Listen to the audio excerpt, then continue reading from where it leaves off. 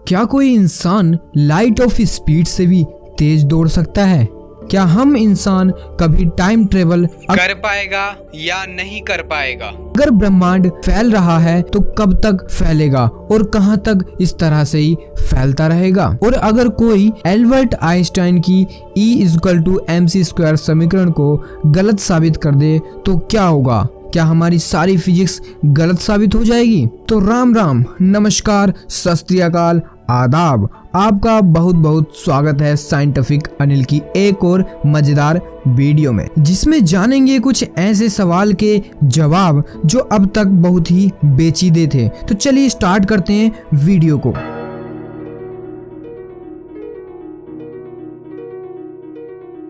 इंसान का हमेशा से सवाल रहा है कि क्या हम स्पीड ऑफ लाइट से भी तेज दौड़ सकते हैं या कभी दौड़ पाएंगे, जिसका जवाब शायद अभी के लिए असंभव है, क्योंकि हमें पता है कि इस ब्रह्मांड में लाइट ऑफ स्पीड से कोई भी चीज तेज नहीं दौड़ सकती और ना ही चल सकती है। क्योंकि हमें पता है कि इस ब्रह्मांड में लाइट ऑफ स्पीड से कोई भी ऑब्जेक्ट तेज नहीं दौड़ सकता और ना ही चल सकता है। क्योंकि अगर कोई ऑब्जेक्ट अपनी स्पीड को नॉर्मल स्पीड से तेज करता है तो उस पर एक फोर्स लगने लगता है जिसे कहते हैं फ्रिक्शनल फोर्स यानी घर्षण बल, जिसके कारण आपकी स्पीड कम होने लगती है और फ्रिक्शनल फोर्स के कारण आपका टेम्परेचर भी बढ़ने लगता है। हो सकता है कि आपके अंदर आग ही लग जाए और आप आग से पिघल जाएं। ये जब होगा जब आप किसी यान में ट्रेवल कर रहे हो। अगर आप सिंगल अपनी बॉडी के साथ अपनी स्पीड को बढ़ाते हो तो चंद सेकंड में ही आपकी बॉडी नष्ट हो जाएगी फ्रिक्शनल फोर्स के कारण। तो अभी ये सब कर पाना पॉसिबल नहीं है, लेकिन हम फ्यूचर में कोई ऐसी टेक्नोलॉजी बना लें लाइक मिस्टर इंडिया। मींस अगर हम एक ऐसी टेक्नोलॉजी डेवलप कर लें जिसमें हम इनविजिबल के साथ साथ हमारे अंदर से हवा भी पास हो जाए, यानी कि हम एग्जिस्ट तो करें लेकिन फिर भी हमारे अंदर से कोई भी चीज या कोई भी ऑब्जेक्ट वहां से गुजर जाए और ना ही कोई ऑब्जेक्ट्स हमको पकड़ पाए। अगर हम ऐसी टेक्नोलॉजी विकसित करने में कामयाब हो जाते हैं तो हो सकता है कि हम स्पीड ऑफ लाइट से भी तेज दौड़ सकें। लेकिन ऐसा करते समय हमें एक और फोर्स से लड़ना पड़ेगा जिसे बोलते हैं हम ग्रेविटेशनल फोर्स, यानी कि हमें ग्रेविटेशनल फोर्स को भी शून्य करना होगा, जो करना बिल्कुल नामुमकिन सा है इस टाइम। इसलिए हम चाहकर भी लाइट की स्पीड को पीछे नहीं छोड़ सकते, क्योंकि ग्रेविटेशनल फोर्स एक ऐसा पेचीदा फोर्स है कि वो कहीं पर ज्यादा होता है, कहीं पर कम होता है और कहीं पर बिल्कुल शून्य तो नहीं होता है लेकिन बहुत कम होता है। तो ये कर पाना थोड़ा नामुमकिन सा है।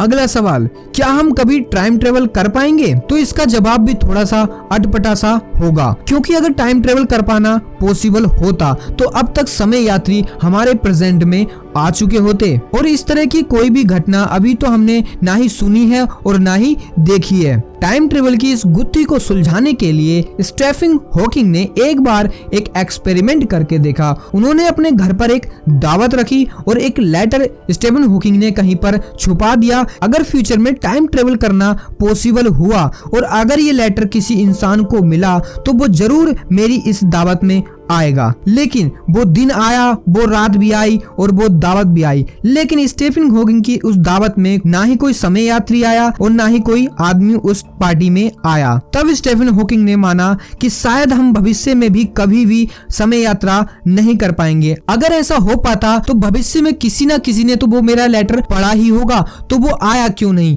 लेकिन इसमें भी हमारा कुछ मानना ये है कि हो सकता है कि स्टीफन हॉकिंग ने वो लेटर अगले दिन को वहां से निकाल लिया हो, कि ये सोचकर कि उस रात को तो कोई यहाँ पर आया ही नहीं दावत में, तो उन्होंने सोचा होगा कि भाई इस लेटर को जो है हम निकाल देते हैं। लेकिन वहां पर ही स्टीफन हॉकिंग ने गलती की होगी, वो लेटर वहां से निकाल लिया। तो वो जब लेटर वहां से निकाल लिया गया तो वो फ्यूचर में किस इंसान को कैसे मिलेगा? पॉसिबिलिटी हो सकती है, जरूरी नहीं है कि ऐसा उन्होंने किया हो। ऐसा कुछ नहीं है, हो भी सकता है, नहीं भी हो सकता है। इसलिए समय यात्रा भी एक अनसोल्व्ड क्वेश्चन बन के रह गया है, जिसे सोल्व होने में पता नहीं कितने साल लग जाएंगे या फिर ये कभी सोल्व हो पाएगी या फिर नहीं। तो चलिए बढ़ते हैं अपने अगले सवाल की ओर।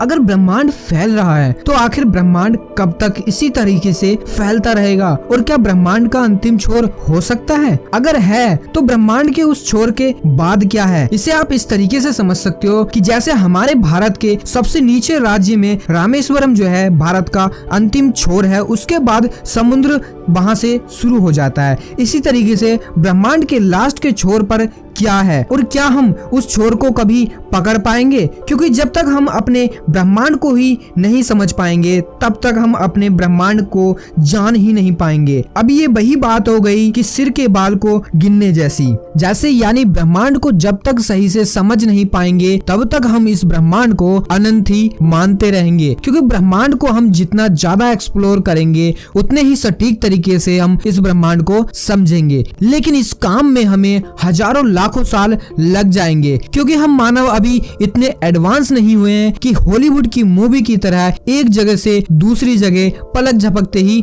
जा सकें। लेकिन पॉसिबिलिटी हो सकती है कि अगर हमने डायमेंशंस को सोल्व कर दिया, क्योंकि हम अभी तक 3 डायमेंशन तक ही सीमित है, और यही कारण है कि हम समय के साथ आगे की ओर चल रहे हैं और आगे ही चल सकते हैं, और सिर्फ समय की डायरेक्शन ही हमें आगे की तरफ लेकर जा रही है। यानी हम बुढ़ापे की तरफ तो जा रहे हैं लेकिन अपने बचपन की तरफ वापस नहीं आते। लेकिन अगर हम 3 डायमेंशन से अधिक डायमेंशन को खोज ले, हो सकता है कि हम समय के अनुरूप नहीं चलकर बल्कि हम अपनी मर्जी के अनुसार चल सकेंगे। यानी कि अगर हमें अपने फ्यूचर में जाना है तो फ्यूचर में जा सकते हैं, पास्ट में जाना है तो पास्ट में जा सकते हैं, ना ही हमें कोई समय का मोहताज होगा और हम आसानी से किसी भी दिशा में आ जा सकते हैं। यानी कि हम फिर टाइम ट्रेवल भी आसानी से यानी चुटकियों में कर सकते हैं, और फिर इस ब्रह्मांड को हम आसानी से एक्सप्लोर कर सकते हैं बिना किसी रोक टोक के। जैसे कि आपको हॉलीवुड की मूवी मार्वल्स में देखने को मिल जाता है कि वो किस तरीके से एक प्लेनेट से दूसरे प्लेनेट में कुछ ही सेकंडों के अंदर चले जाते हैं। और आपने देखा होगा कि इनकी एक मूवी में तो हम अपने पास्ट में भी जा चुके हैं। ऐसा ही नहीं है, हमें हॉलीवुड की बहुत सारी मूवी में देखने को मिल जाता है कि हम चुटकियों के अंदर फ्यूचर से पास्ट में चले जाते या फिर पास्ट से फ्यूचर्स में भी चले जाते हैं। लेकिन ये कहना तब तक हमारे लिए पॉसिबल नहीं है जब तक हम कुछ ऐसा अचीवमेंट नहीं कर लें, यानी हम इतनी एडवांस टेक्नोलॉजी ना बना लें कि हम ये काम कर सकें, वो भी आसानी से। आपको क्या लगता है हम ऐसा कब तक संभव कर पाएंगे? कमेंट सेक्शन में जरूर बताएं। वीडियो को लाइक जरूर कर दें और अपने दोस्तों में इस वीडियो को शेयर जरूर करें, और इसी तरीके की इंटरेस्टिंग वीडियो पाने के लिए हमारे चैनल को सब्सक्राइब कर दें, साथ में बेल आइकन को प्रेस कर दें ताकि आने वाली न्यू वीडियो की नोटिफिकेशन आपको सबसे पहले मिल सके। तो चलिए मिलते हैं नेक्स्ट वीडियो में। Good bye.